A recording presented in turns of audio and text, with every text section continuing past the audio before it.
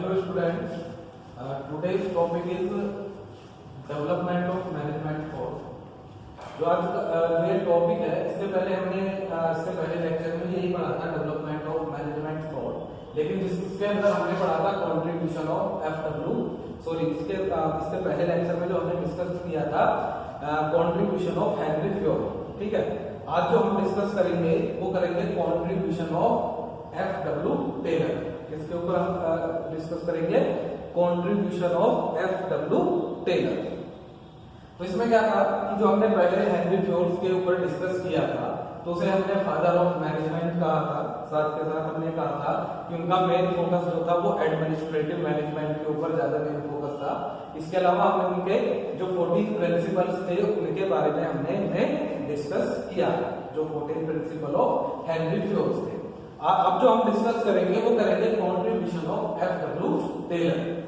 जो आपके FW Taylor थे उन्हें फादर ऑफ साइंटिफिक मैनेजमेंट भी कहा जाता है। जैसे कि इसमें लिखा हुआ है कि he is known as father of scientific management, कि वो साइंटिफिक मैनेजमेंट के भी आपके फादर कहे जाते हैं, या हम कहें कि जो साइंटिफिक मैनेजमेंट का कॉन्सेप्ट जो डेवलप किया है वो आपके एफडब्ल्यू टेलर ने डेवलप किया। ठीक है, इनके अकॉर्डिंग क्या है कि जो आपके एफडब्ल्यू टेलर थे उन्होंने जब ये कॉन्सेप्ट डेवलप किया तो उन्होंने डिफरेंट कंपनीज में जाकर ये आइडियाज या जो ये व्यूज थे ये उन्होंने लोगों से गैदर किए। डिफरेंट कंपनीज के एक्सपीरियंस के बिहार पर उन्होंने डेवलप किया आपका साइंटिफिक मैनेजमेंट। जैसे इसमें लिखा हुआ है कि एक्सपीरियंस इन 3 कंपनीज आपका Midware steel works, Simons rolling mills and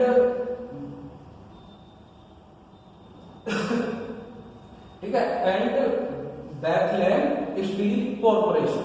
ठीक है भाई, यदि हम बात करें कि उन्होंने जो ये अपना एक्सपीरियंस लिया है जहां से उन्होंने एक साइंटिफिक मैनेजमेंट का कॉन्सेप्ट डेवलप किया है, आपका मिडवेयर स्टील वर्क से लिया है, आपका सिमोंस रोलिंग मिल्स से एंड आपका बैथलेम स्टील कॉर्पोरेशन से। ठीक है, तो उन्होंने क्या किया, इन तीनों कंपनी में वर्क किया, वहां से एक्सपीरियंस लिया और साइंटिफिक मैनेजमेंट का कॉन्सेप्ट डेवलप किया। अब आप कहोगे कि भाई मैनेजमेंट होता है, साइंटिफिक मैनेजमेंट होता है, दोनों में क्या डिफरेंस होता है?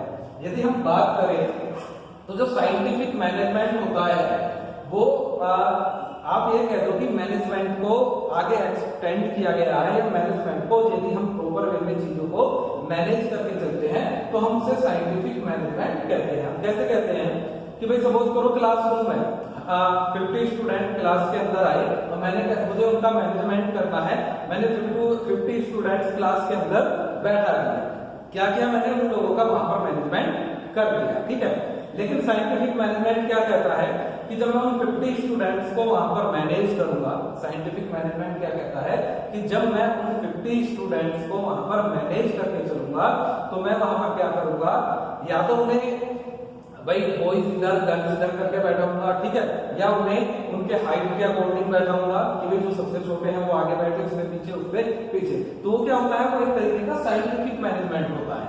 जो कॉन्सेप्ट ऑफ साइंटिफिक मैनेजमेंट होता है वो आपकी ऑर्गेनाइजेशन के अंदर, आपकी कंपनी के अंदर जो है हर एक्टिविटी में यूज किया जाता है। कैसे किया जाता है कि भाई हम सैलरी या वेजेस वर्कर्स को दे रहे हैं, एक क्या है कि भाई हमने 100 वर्कर करके सबको 300 रुपए हमने वहां पर दे दिए। ठीक है, लेकिन साइंटिफिक मैनेजमेंट क्या कहता है कि भाई यदि 100 वर्कर्स हैं तो हो सकता है कि इसमें सबका वर्क सिमिलर ना हो। 10 या 20 ऐसी जगह काम कर रहे हो कि जो ज्यादा डेंजर में काम कर रहे हो, ज्यादा खतरे वाली जगह पर वो काम करते हो, तो वहां पर आपको क्या करना होगा कि उन्हें आप उस तरीके से जो है वहां पर आप उन्हें पेमेंट कीजिए। तो ये होता है आपका साइंटिफिक मैनेजमेंट। आगे इसमें लिखा हुआ है कि Taylor concluded that scientific management involves a completer mental revolution on the part of both workers and management. Without this mental revolution, scientific management does not exist. जो टेलर है उन्होंने क्या कहा कि भाई यदि हम साइंटिफिक मैनेजमेंट की बात करते हैं तो वो टोटली आपका एक मेंटली रिवॉल्यूशन से, साइकोलॉजिकल रिवॉल्यूशन से आपका क्रिएट होता है। मींस कि जहां पर चीजों को आप टैक्टफुल सोचते हो, आप जहां पर चीजों को एक तरीके से फैक्टफुल सोचते हो और जब उस चीज को आप आगे वहां पर परफॉर्म करते हो। तो इट मीन्स उन्होंने क्या कहा कि ये सीधा मेंटली रिवॉल्यूशन से है, और यदि आप कहीं पर भी मेंटली रिवॉल्यूशन नहीं कर रहे हो तो वहां पर आपका साइंटिफिक मैनेजमेंट जो है वो एग्जिस्ट नहीं कर पाएगा। साइंटिफिक मैनेजमेंट का बेसिकली फोकस क्या होता है कि आप किसी भी चीज को मैनेज करते हो, किसी भी वे में, किसी भी एक्टिविटी में यदि आप उसे मैनेज करके चलते हो तो उसके पीछे एक सॉलिड फैक्ट होना चाहिए, एक लॉजिकल उसके अंदर जो है आपके फैक्ट्स होने चाहिए, लॉजिकल आपके आइडियाज होने चाहिए। ठीक है, तो ये होता है आपका साइंटिफिक मैनेजमेंट, जिसे एफ.डब्ल्यू. टेलर को फादर ऑफ साइंटिफिक मैनेजमेंट कहा जाता है।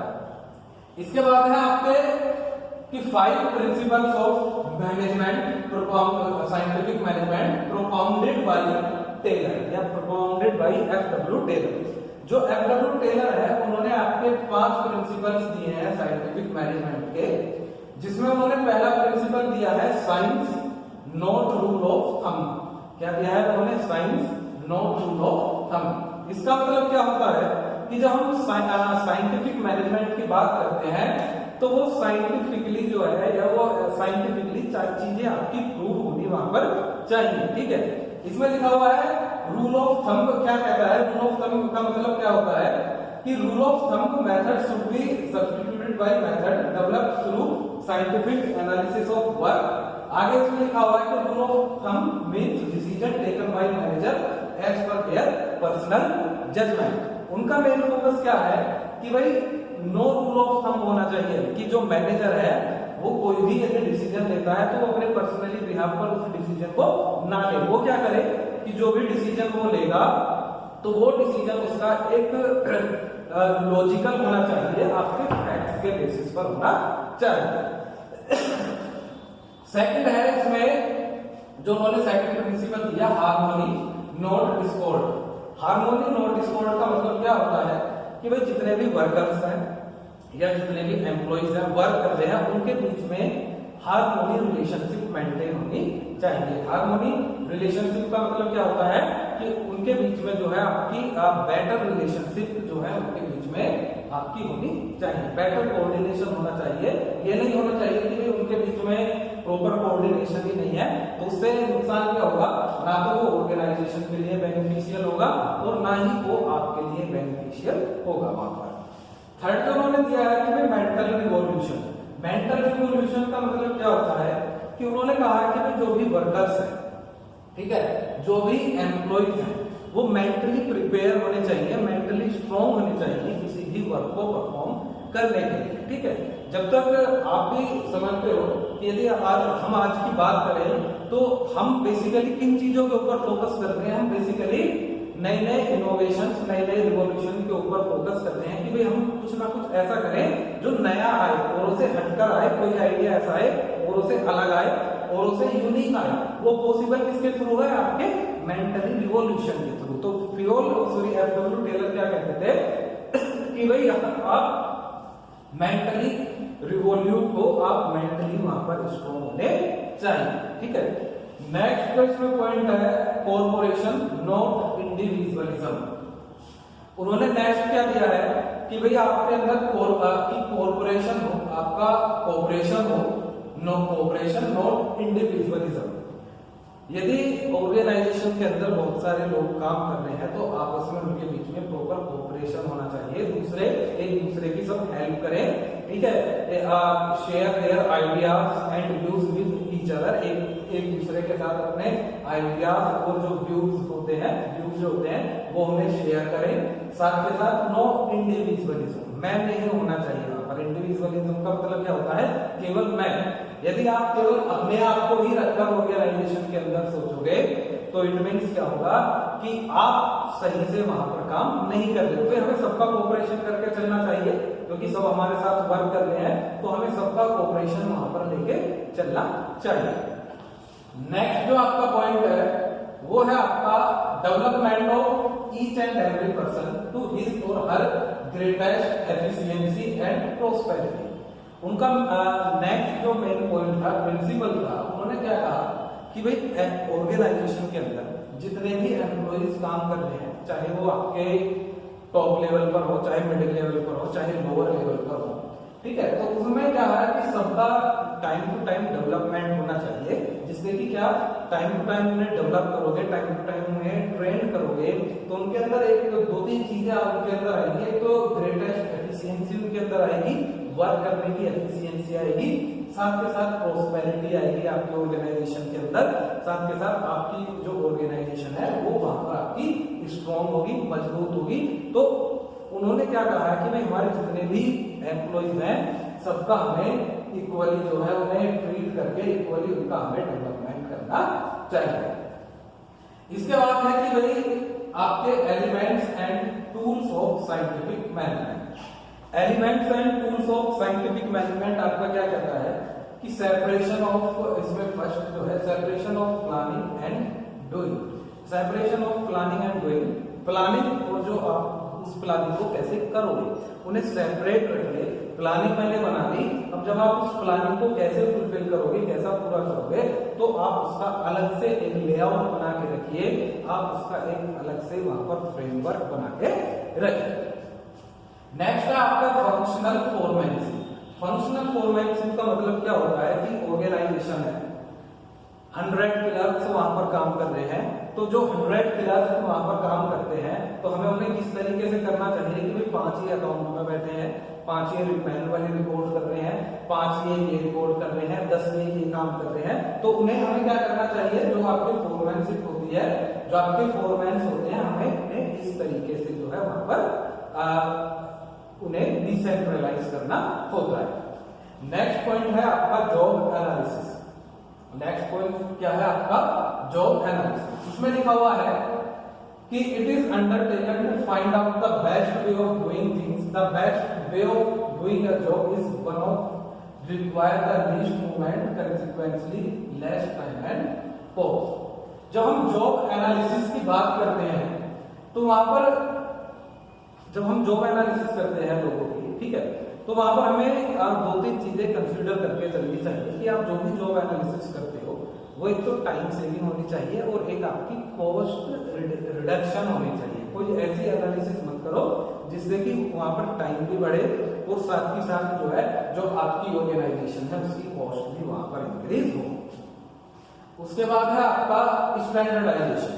स्टैंडर्डाइजेशन का मतलब क्या होता है, टूल्स, इक्विपमेंट, मशीनरी, टेक्नोलॉजी सब आपकी स्टैंडर्डाइज होनी चाहिए, क्योंकि यदि ये चीजें स्टैंडर्डाइज नहीं है तो आप कहीं ना कहीं कंपटीशन में बहुत पीछे रह जाओगे। इसलिए एफडब्ल्यू टेलर ने क्या किया कि आपकी टेक्नोलॉजी, टूल्स, मशीन्स, इक्विपमेंट सब आपके क्या होने चाहिए, सब आपके स्टैंडर्डाइज इक्विपमेंट वहां पर होने चाहिए। उससे बेनिफिट क्या होगा, आप देखते हो ऑर्गेनाइजेशन होती है, day to day technology change करती रहती है आपकी, तो उनका मेन मोटिव यही होता है कि जिससे वो चीजों को स्टैंडर्डाइज कर सके।